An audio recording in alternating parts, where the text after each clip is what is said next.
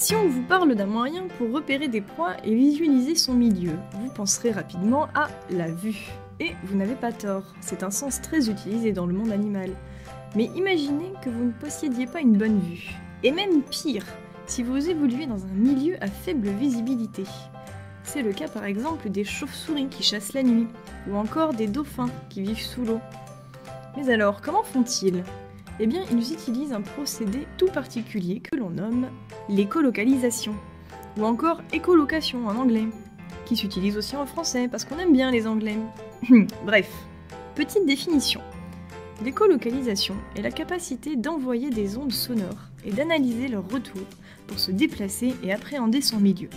Concrètement, comment ça marche ? Prenons une chauve-souris. Il fait nuit, on ne voit rien, et c'est l'heure de la chasse aux papillons, friandise favorite de ce prédateur nocturne. Pour repérer ses proies dans la nuit noire, la chauve-souris va émettre un son à haute fréquence droit devant elle. Dès que le son atteint une proie, il rebondit et revient vers la chauve-souris. Selon son intensité, notre prédateur peut en tirer plusieurs informations. La position dans l'espace, la vitesse et la taille de la proie. Tout ce petit calcul se fait extrêmement vite. Sachant tout ça, elle n'a plus qu'à foncer et attraper son casse-croûte. Une méthode de chasse qui a fait ses preuves, les chauves-souris étant un important régulateur de la population de moustiques. Mais cela ne sert pas uniquement à chasser. Les animaux qui utilisent l'écolocalisation s'en servent aussi pour communiquer entre eux.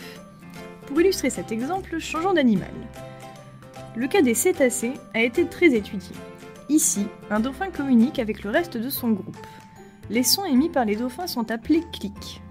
Suivant leur fréquence, nombre et intensité, les messages ont des significations différentes. Les dauphins peuvent communiquer sur leur santé, sur des informations sociales ou encore sur leur sexualité.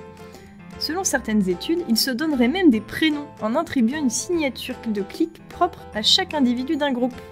Voilà, maintenant vous savez tout sur l'écolocalisation.